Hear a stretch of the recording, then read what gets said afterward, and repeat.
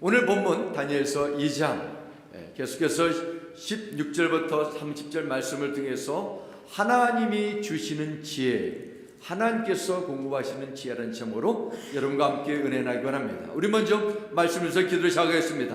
아버지 하나님, 우리 무지한 인생에 성령께서 임하여 주셔서 예수 그리스도의 복음을 영접케 해주시고 하나님의 존귀한 자녀 삼게 해주시고 진리의 말씀으로 우리 인도하여 주셔서 우리가 이 세상에 혼잡하고 어두운 인생 속에서 낭비하지 않고 하나님 앞에 지혜롭게 살 수 있는 믿음 감사합니다. 이 시간에 주신 하나님의 말씀이 내게 생명의 말씀, 진리의 말씀으로 믿어지고 말씀대로 살아가도록 성령 하나님 우리 모두 가운데 놀랍게 역사하여 주옵소서. 예수님의 이름으로 기도드렸습니다. 아멘. 제가 좀 전에 기도드린 것처럼 이제 금년 2022년도 엊그제 성무영신 예배를 드린 것 같은데 3개월이 훌쩍 지나고 며칠 후면 또 4월 세 달을 맞이게 됐습니다. 얼마나 시간이 빨리 차는지 모릅니다. 짧고 빨리 지나가는 인생, 정말 영원토록 돌이킬 수 없는 우리 한 번밖에 없는 삶, 후회 없이 살기 위해서 필요한 것이 참 많습니다. 어떤 사람들은 그것을 세상에 성공하는 그런 물질, 돈이라고 말하기도 합니다. 다른 이들은 건강, 지식, 좋은 인간관계, 훌륭한 교육 시스템 이렇게도 말합니다. 그러나 이런 것과 비교할 수 없이 절실히 필요한 것, 시대와 문화를 초월해서 정말 중요한 것은 지혜라고 믿습니다. 특별히 인생이 힘들고 내 능력으로 노력으로 도저히 헤쳐나갈 수 없다는 이런 한계 상황에 찾아올 때 지혜가 얼마나 중요한가를 다시 발견하게 됩니다. 학식도 뛰어나고 어떤 분야에서 특출난 능력으로 전문가로 인정을 받는데 자신의 인생에 대해서는 너무도 어처구니 없는, 도저히 이해할 수 없는 그런 선택으로 인해 어려움을 겪는 그런 사람들이 있습니다. 지식이 경험이 부족해서가 아니라 지혜가 없어서 하는 것입니다. 그러면 어떻게 지혜를 얻을 수 있습니까? 사람들은 지혜를 얻는 것에 대해서 다양한 그 길을 제시하고 여기에 대해서 오해를 가지게 됩니다. 어떤 사람들은 경험을 많이 쌓게 되면 지혜가 온다 이렇게 자부합니다. 인생 경험을 다 쌓은 후에 지혜를 얻을 수 있다면 평생을 살은 후에 이 인생의 황혼역에 지혜가 나에게 주어진다면 그 지혜를 가지고 어떻게 남은 인생 제대로 쓸 수 있겠습니까? 오히려 받은 지혜를 가지고 더 억울하다, 원통하다 그런 마음을 가질 수 있을 것입니다. 내가 경험한 것 가지고 지혜가 된다면 세상에 셀 수 없는 다양한 것들을 어떻게 짧은 인생 속에 다 경험하고 지혜를 터득하겠습니까? 결국 경험을 통해 얻는 내 인생 속에서 얻는 지혜는 한계를 가질 수밖에 없습니다. 어떤 이들은 요즘에 인터넷 검색을 통해서 지혜를 습득한다고 말합니다. 여러분도 잘 아시는 것처럼 정말 웬만한 것은 검색을 하게 되면 그거 다 알 수 있는 정보에 넘치는 홍수 시대입니다. 이것이 진짜인지 가짜인지 모르고 그냥 뭐한 좀 받아들이다가 오히려 혼란스럽습니다. 그런데 사람들은 자기의 가진 지식 정보를 만족하지 못하고 늘 새로운 것을 추구합니다. 점점 더 이런 많은 지식과 정보에 넘치는 이대에 살고 있지만 사람들은 미래에 대해서 불안하고 자신감이 없고 더 혼란에 빠진다고 말합니다.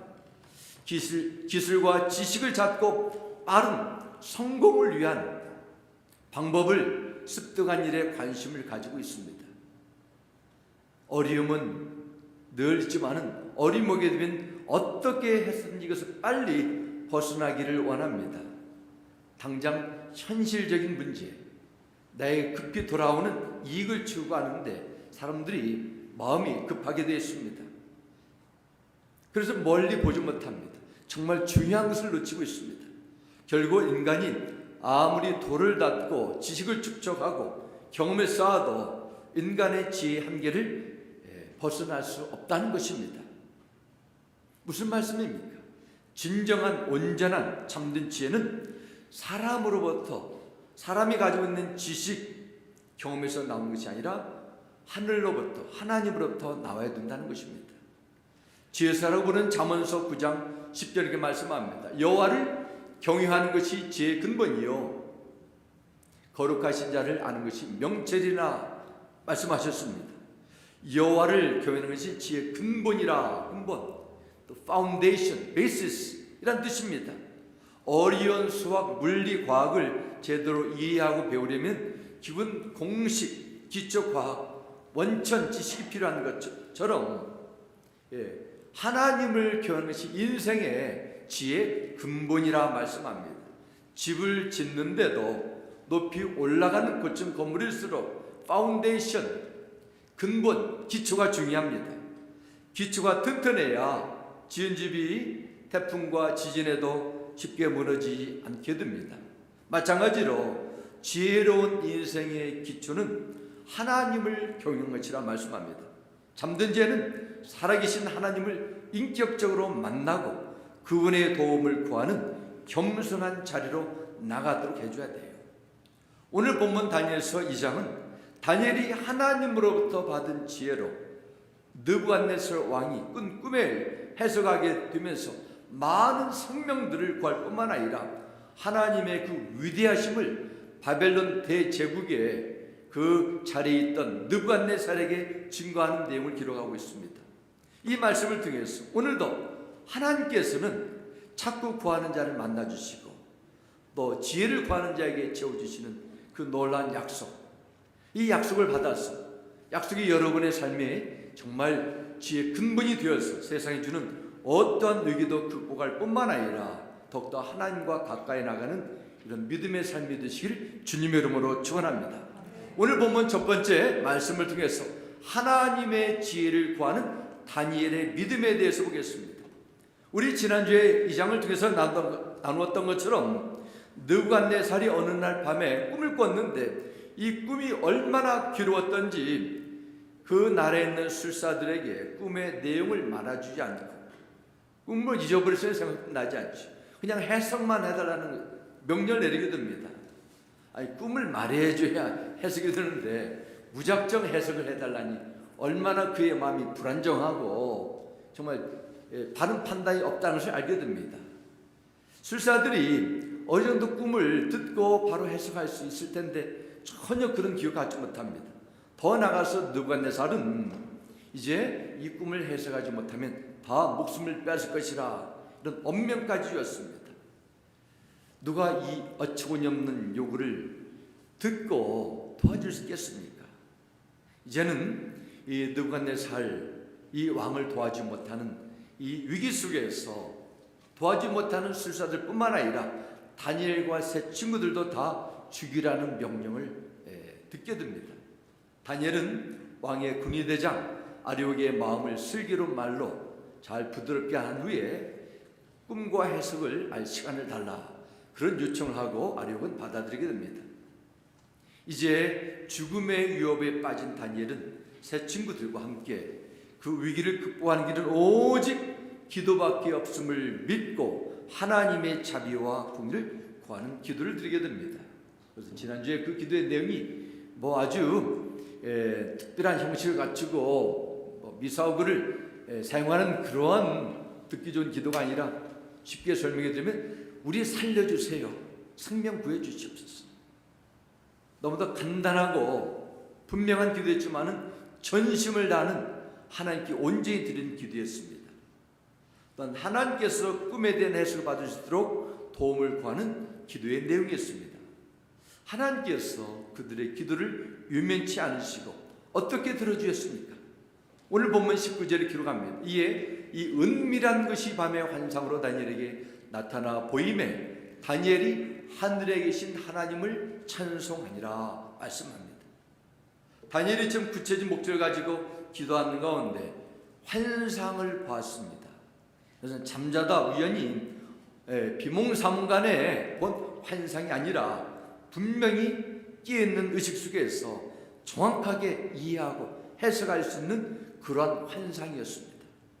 하나님께서 다니엘에게 왕이 꾼 이상 꿈의 내용을 보여주시고 또한 그 꿈에 대한 해석도 함께 알려주신 것입니다. 그 꿈에 담겨진 일을 통해서 하나님은 바벨론 외 이 나라에 하나님께서 포로로 그를 이끌어 주시고 바벨론 왕궁에서 무엇을 해야 되는가를 다시 한번 확인해 주실 것입니다. 정말 그렇습니다.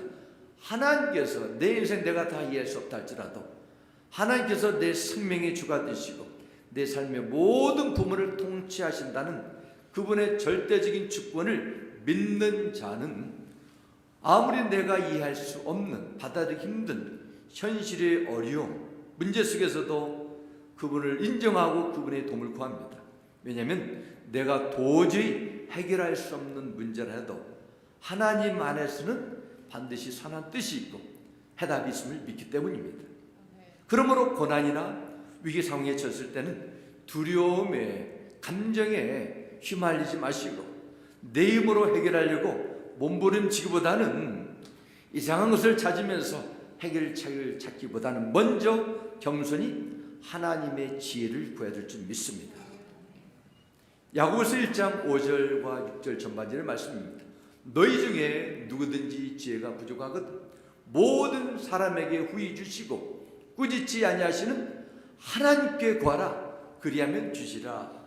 오직 믿음으로 구하고 조금도 의심하지 말라 하셨습니다.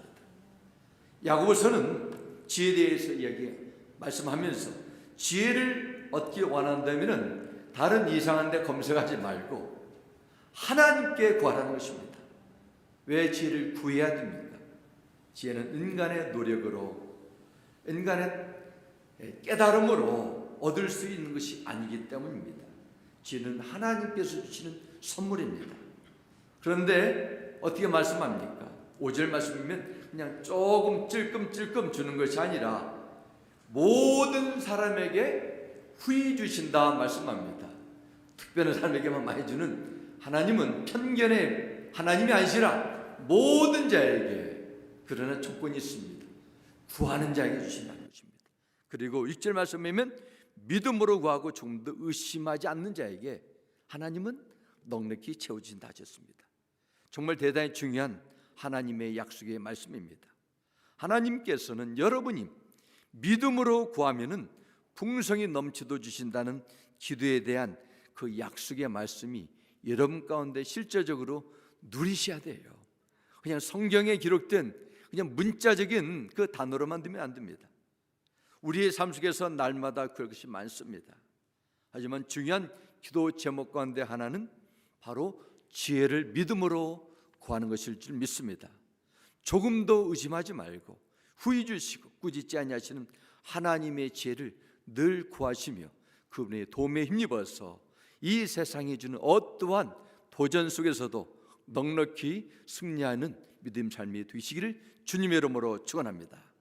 두 번째, 우리는 하나님의 이름을 높이는 다니엘의 그 찬양하는 신앙에 대해서 보겠습니다. 다니엘은 지금 하나님께서 자기의 기도를 들어주셔서 왕의 꿈속에 담겨진 이 놀라운 비밀을 깨워주신 것에 대해서 어떻게 반응합니까? 19절 후반절 말씀 보면은 하늘에 계신 하나님을 찬양했다 말씀합니다. 다니엘이 받은 그 환성은 왕이 그토록 소원했던 그 내용이었습니다. 바벨론 제국의 어느 누구도 풀지 못하는 그 꿈을 다니엘이 가장 먼저 알았기 때문에 그의 마음이 얼마나 흥분하고 기뻤겠습니까? 아니, 떨렸겠죠. 일반 사람이라면 하나님께서 나에게 이런 기도 응답을 환상을 통해서 이 밤에 보여주셨는데 그러면 나는 당장 어느 누구도 알지 않고 왕에게 달려갔을 것입니다. 그러나 다니엘은 가장 먼저 무엇을 했어요? 하늘의 하나님께 감사와 찬양을 드렸습니다. 아무도 보는 사람이 없고 인정해 주는 사람도 없지만 먼저 생명을 건져주시고 우리의 간절한 기도를 의면치 않으시고 들어주신 살아계신 하나님을 감사드리며 찬양을 했다는 것입니다. 하나님을 찬양했다는 것은 하나님을 예배 경배했다는 것입니다. 다니엘은 이걸 보면 어떤 형편에서도 그의 믿음의 기준이 분명했습니다. 먼저 무엇을 해야 되는가에 대한 확실한 신앙의 기초가 다져져 있었습니다. 우선순위가 있었다는 것입니다. 20절 21절 다시 보겠습니다.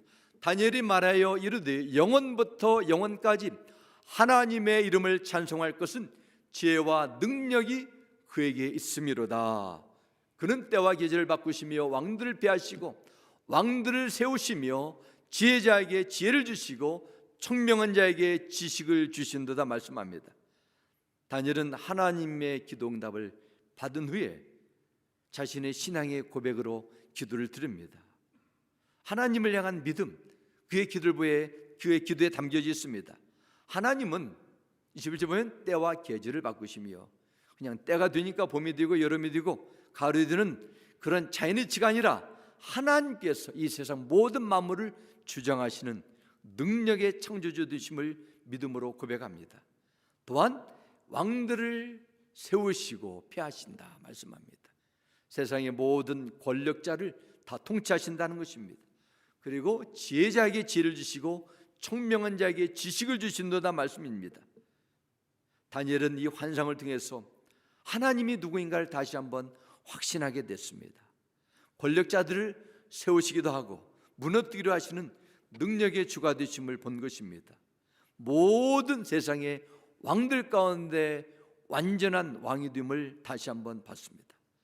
처음에 그가 단순히 자신과 새 친구를 포함한 주위 사람들의 목숨을 구해야 되겠다는 그런 절박감에서 꿈을 해석해 달라고 간절히 구했을지도 모릅니다. 하지만 하나님께서 그에게 보여주신 환상을 보니까 이것은 인류 역사를 통치하시는 하나님의 위대한 구원의 역사를 다시 발견하게 된 것입니다. 이 환상을 통해서 다니엘은 한 나라가 세워지고 한 제국이 흥왕하다가 사라지는 것, 새로운 권력자가 들어서는 것, 떠나는 것, 이것은 사람들이 하는 것도 아니고 군사력의 이동도 아니고 다 하나님의 완전하신 주권 가운데 있음을 알았습니다. 인류 역사를 통치하시는 하나님의 위대하심을 깨닫고 그분을 찬양할 수밖에 없는 것입니다. 23절 다시 보겠습니다. 또한 이런 기도를 드립니다. 나의 조상들의 하나님이여, 주께서 이제 내게 지혜와 능력을 주시고 우리가 주께 구한 것을 내게 알게 하셨사오니 내가 주께 감사하고 주를 찬양하나이다. 곧 주께서 왕의 그 일을 내게 보이셨나이다 하니라 말씀합니다. 지금 다니엘은 자신이 지금 왕의 이 놀란 신비스러운 꿈을 해석하게 된 것은 절대로 나의 노력과 지식으로 풀어낼 수 있는 것이 아니라 하나님께서 자신을 기억하시고 불쌍히 여겨주셔서 특별히 베푸신 은혜의 선물임을 믿었습니다. 그래서 이제 내게 지혜와 능력을 주셨다, 나는 받은 자에 불과하다는 것입니다. 그리고 목숨을 걸고 함께 기도해 준 새 친구들과 함께 드린 기도 응답으로 하나님의 계시빔을 깨닫게 됨을 겸손히 고백하며 감사합니다. 많은 사람들이 인생에 위급한 문제를 가지고 하나님께 나옵니다. 하나님, 이런저런 문제 가지고 도와주셔야겠습니다. 어떤 데는 작정 기도를 하고 열심히 기도의 제목을 넣고 기도합니다. 그런데 하나님께서 기도를 응답해 주시면 그 다음이 문제예요. 받은 기쁨에 빠져가지고 응답을 주신 하나님의 은혜에 대한 감사함이 없는 경우가 있습니다. 어떤 때는 기도를 해달라고 해도 응답 받은 것에 대한 내용도 나누지 않아요. 혼자만 알고 있어요. 신앙생활을 처음 하다 보면 하나님 이것저것 도와주시고 해결해 주세요, 이런 내 중심적인 내 삶에 중요한 그런 기도를 드린 경우가 있습니다. 그러다가 하나님께서 기도 응답 주시면서 내 생각과 계획을 뛰어넘어 일하시는 놀라운 분임을 깨닫고 하나님을 찬양해야 돼요. 온전한 신앙생활, 무엇보다도 주신 베푸신 은혜에 대한 감사와 찬양이 늘 우리 삶 가운데 중요한 부분으로 잡혀야 될 줄 믿습니다. 바로 다니엘의 신앙이 귀한 모습입니다. 오늘 본문 24절과 25절 다시 보겠습니다. 이에 다니엘은 왕이 바벨론 지혜자들 죽이라 명령한 아리옥에게로 가서 그에게 같이 이르되 바벨론 지혜자들 죽이지 말고 나를 왕 앞으로 인도하라. 그리하면 내가 그 해석을 왕께 알려드리라 하니, 이에 아리옥이 다니엘 데리고 급히 왕 앞에 들어가서 아뢰되 내가 사로잡혀 온 유다 자손 중에서 한 사람을 찾았네었나이다. 그가 그 해석을 왕께 알려드리리다 아니라. 다니엘과 아리오크와 느부갓네살 왕 일어나는 사건입니다. 다니엘은 하나님의 계시를 통해 받은 꿈의 해석을 가지고 군의대장인 아리옥에 달려갔습니다. 그리고 왕이 꿈을 해석할 수 있으니까 바벨론 지혜자들 죽이지 말고 생명을 유지하라는 간청을 하게 됩니다. 이제 다니엘이 전해주는 간청을 들은 아리옥은 다니엘을 데리고 왕 앞으로 인도했습니다. 그리고 왕 앞에 나간 아리옥은 어떻게 말합니까? 내가 사로잡힌 유다 자손 중에서 한 사람을 찾았나이다. 이렇게 소개합니다. 다니엘을. 무슨 뜻입니까? 내가 큰일을 했다는 것이지요. 내가 왕의 지금 꿈을 해석할 수 있는 그런 아주 공적을 세웠다는 그런 말이 포함되어 있습니다. 왕이 이것을 인정하고 내 공을 확실히 알아달라는, 눈도장을 찍어달라는 그런 사인이 들어있습니다. 그의 관심, 다른 사람이 살아나는 것, 그것이 아닙니다. 자신에게 있어요. 얼마나 이기적이고 계산적이고 인간 본능적인 그런 속성이 아리옥의 대답에 나타나 있습니다. 놀라운 것은 그럼에도 하나님은 이 군의대장 아리옥을 통해서 구원의 역사를 이루어 나갔다는 것입니다. 아리옥을 통해서 다니엘의 간청이 들려지고 왕을 향한 해석이 왕에게로 올려질수록 그를 사용하신 것입니다. 물론 느부갓네살 왕도 다니엘이 저 팔레스타인 유다 나라의 포로로 끌려온 그 젊은 포로 청년인 것을 알았습니다. 왜냐하면 1장에 보면은 다니엘의 지혜와 능력이 다른 많은 포로 점령지에서 데려온 젊은들보다도 지혜가 10배나 뛰어난 것을 이미 알았기 때문입니다. 그런데 다니엘이 갑자기 이번에도 나타나서 자신의 꿈을 해석해 준다고 나온 것입니다. 속으로 그랬을 것이에요. 아, 저 다니엘 젊은이가 이렇게 내 꿈의 비밀을 알 수 있어? 이건 도저히 인간의 힘으로 내가 그토록 믿고 있었던 저 지혜자들, 술사들의 도움으로도 가능할 수 없어. 믿지 못했을 것입니다. 놀라운 것은 다니엘은 정반대의 태도입니다.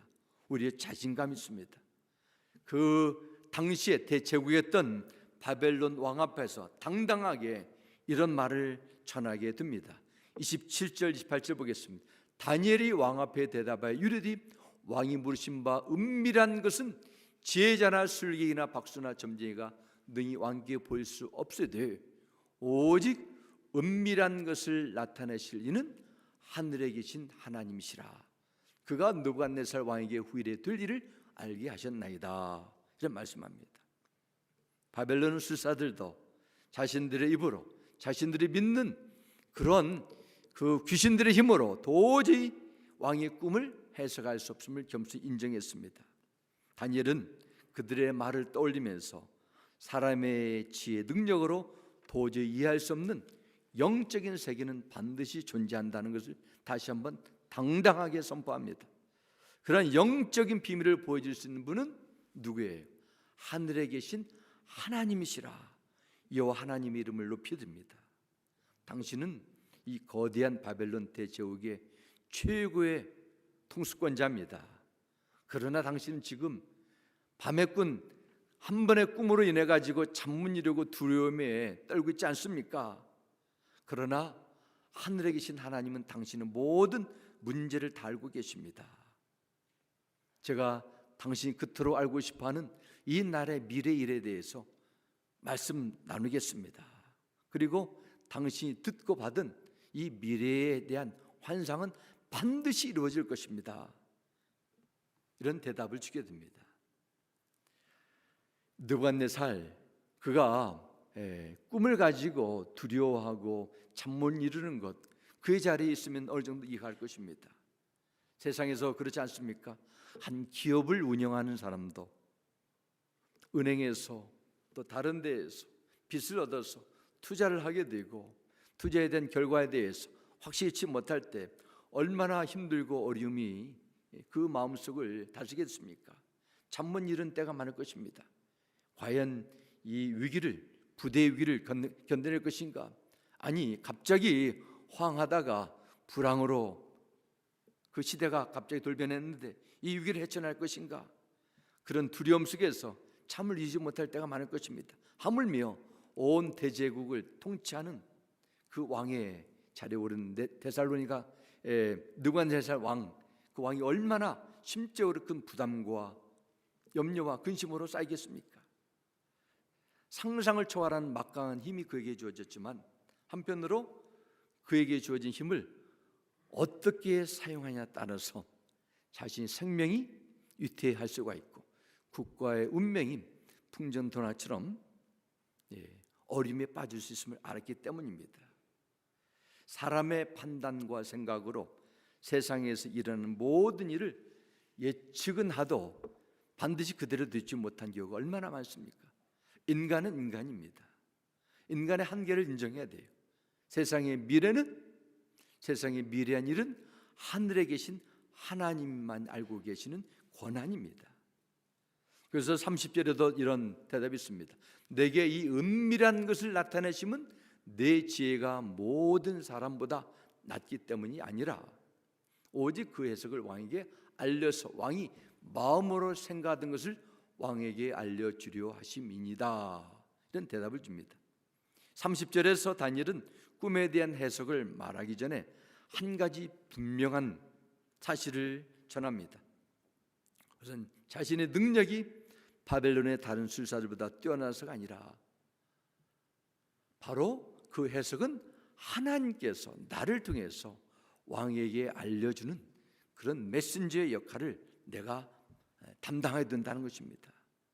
지금 다니엘은 모든 것이 자신에게로 집중돼서 하나님의 살아계심을 자랑하고 또 그분의 이름을 높일 뿐만 아니라 왕의 신음을 얻어가지고 이방 나라에서 출세할 수 있는 최고의 기회가 될 수 있을 거예요. 그러나 다니엘은 그런 유혹에 빠지지 않았습니다. 순간순간마다 기회만 되면 누구의 이름을 자랑합니까? 하나님께서 하셨다는 것이죠. 하나님께 영혼 돌리는 그런 믿음의 사람이었습니다. 왜 자신을 바벨론 나라 이 포로로 이끌어 주시는가를 알았습니다. 또한 왕의 꿈을 통해서 바벨론 나라에 숭배하는 그 모든 이방 신들보다도 살아계신 여호와 하나님이 얼마나 위대하신가를 드러나는 이런 일들을 자기에게 맡겼던 것도 알았습니다. 이런 면에서 주 예수 그리스도 안에서 하나님 나라의 백성된 그리스도는 세상 속에 살지만 하나님의 살아 역사심을 증거하는 자로 부르심을 받았습니다. 이것을 세상의 선지자로 제사장으로 부름받았다 이렇게도 표현합니다. 왜 하나님께서 특별히 많은 사람들 가운데 여러분을 선택하셔서 그리스도의 피로 구원의 은혜를 주셨습니까? 한마디로 하나님 일을 하라는 겁니다. 물론 이 세상을 떠나서 천국에 가는 영혼권의 복도 있지만 이 세상에 우리에게 주어진 삶은 증인의 삶을 살라는 것이죠. 세상은 모두 자신의 이름을, 자신의 행적을 내고 증거하는 일을 염두에 두고 살아갑니다. 하지만 예수 그리스도 안에서 하나님의 사명을 받은 성도의 최고의 목적은 하나님의 도움을 받고 세상에서 자기의 이름을 높이고 성공하는 것이 아니라 예수의 이름을 높이고 그분을 증거하기 위함임을 늘 기억하셔야 돼요. 성경은 이것을 바로 증인의 삶이라 이렇게 선언합니다. 증인, 구원받은 성도의 삶은 한마디로 증인의 삶을 사는 것입니다. 증인이 된다는 것은 먼저 내가 경험을 해야 되죠. 경험을 해야 바로 전할 수 있지 않습니까? 나를 위해서 죽으시고 죽음의 저주에서 부활하신 주님을 인격적으로 만난 자만이, 거듭남의 체험이 있는 자만이 증인으로 살아갈 수 있어요. 성도가 증인으로 살아갈 때 성도를 통해서 이 세상에서 예수 그리스도의 통치가 회복되고 하나님 나라가 점점 확장되는 것입니다. 주님의 증인으로 산다는 것은 단지 말로 입술로 예수님의 부활을, 십자가의 도를 증거하는 것이 아닙니다. 그 이상이지요. 그것도 중요하지만은 우리의 삶 속에서 하나님의 통치하심, 하나님의 역사하심을 보여주는 것, 이것도 귀한 증인의 삶의 모습이라 볼 수 있습니다.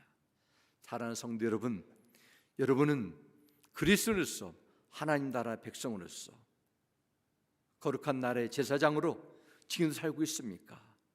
여러분의 삶의 자리에서 예수 그리스도의 복음의 은혜 때문에 여러분은 주님을 위해서 손해도 보고 어려움의 자리에 들어가고 있습니까? 이것을 위해서 우리는 하나님께서 세상에서 우리를 불러주셨어요.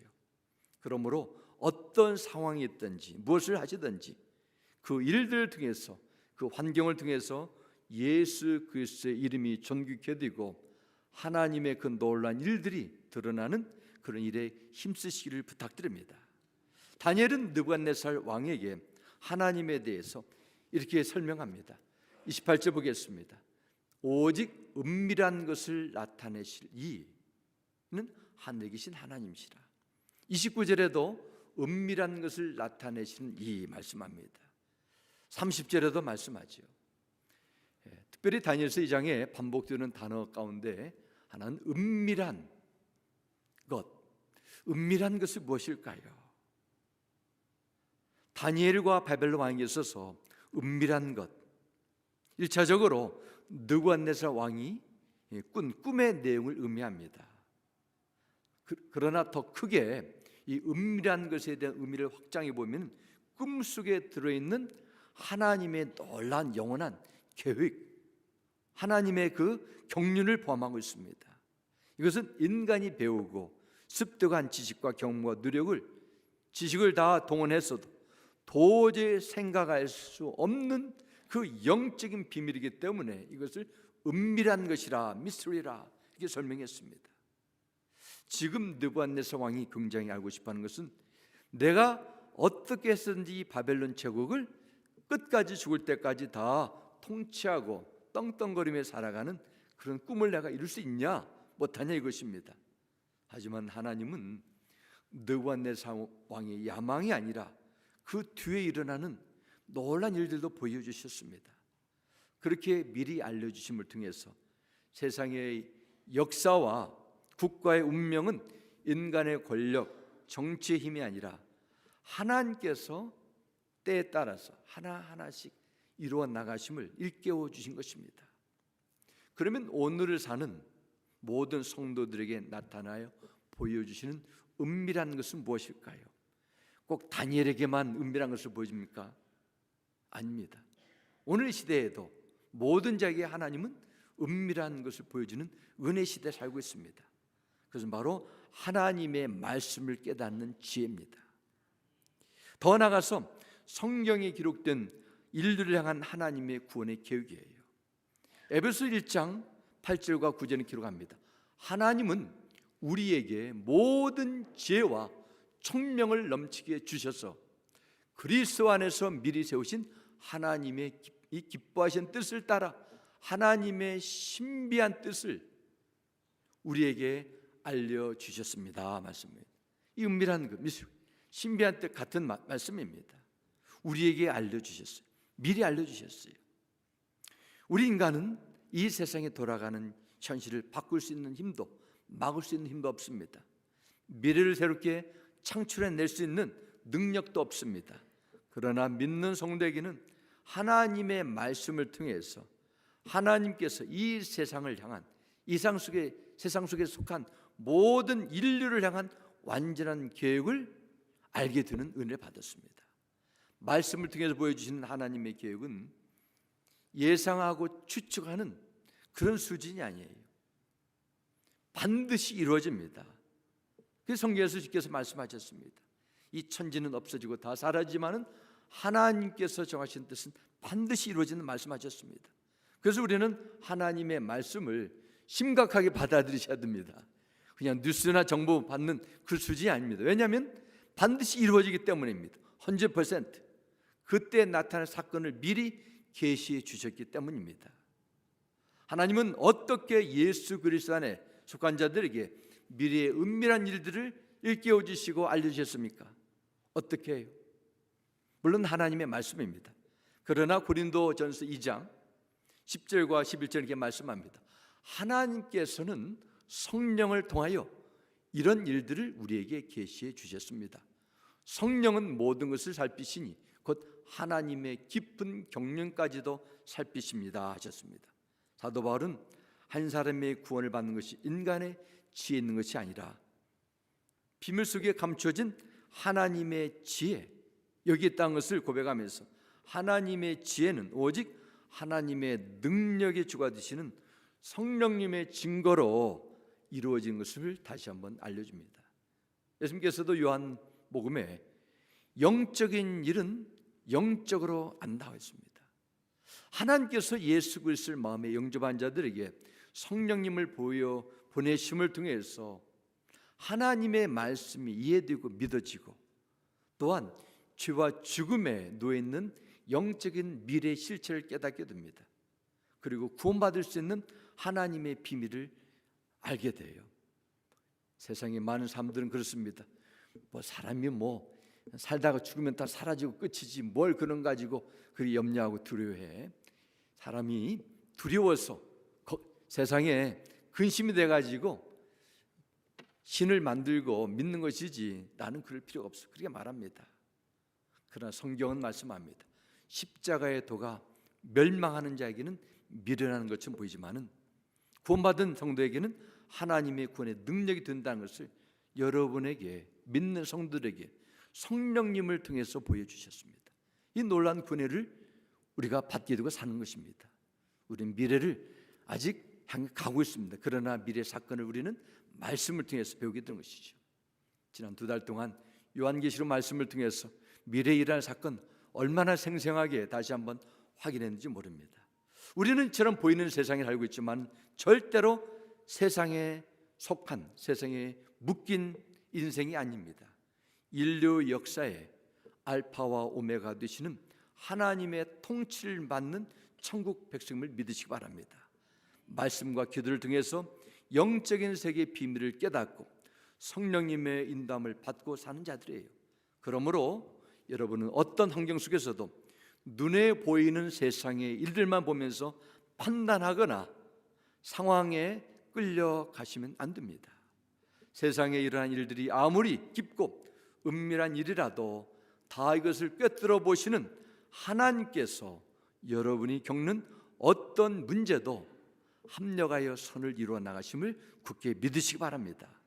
이 혼란스러운 정말 어두운 시대에 사는 여러분의 마음속에 성령께서 진리의 말씀으로 늘 함께해 주셔서 예수 그리스도 안에 있는 하나님의 주 용서함과 영원한 생명의 비밀이 더욱더 여러분의 심령 가운데 생생하게 체험되기를 바랍니다. 여러분의 짊어진 모든 짐을 선한 목자가 되신 주님께 온전히 맡기시고 믿음으로 나갈 때 인간의 생각을 뛰어넘는 선한 길로 그분이 반드시 인도하실 것입니다. 새로운 한 주간의 삶 속에도 또 며칠 후에 시작되는 4월의 새로운 달 속에서도 성령이 부어주신 하늘의 지혜와 굳센 믿음에 힘입어 세상을 넉넉히 이기는 믿음의 삶이 되시길 주 이름으로 축원합니다. 아멘. 우리 함께 기도하겠습니다. 아버지 하나님, 세상의 미래의 일들 어떻게 인간이 능력으로, 상상력으로, 지식으로, 정복으로 깨달을 수 있겠습니까? 하나님은 이 모든 일들을 깨뜨려 보시고 인류 역사를 통치하시고 믿는 자들을 통해서 한 걸음 한 걸음 인도하심을 다시 한번 일깨워 주심을 감사합니다. 우리가 이 세상에 살아가면서 많은 것도 필요합니다. 배움과 지식과 정보, 기술도 필요합니다. 그러나 하나님의 지혜를 놓지 않기 원합니다. 성령이 주신 진리의 말씀이 우리의 생각의 중심이 되게 해 주시고 우리 인생의 등불과 발걸음의 빛이 되도록 늘 주장하여 주옵소서. 주 예수님의 이름으로 기도드렸습니다. 아멘.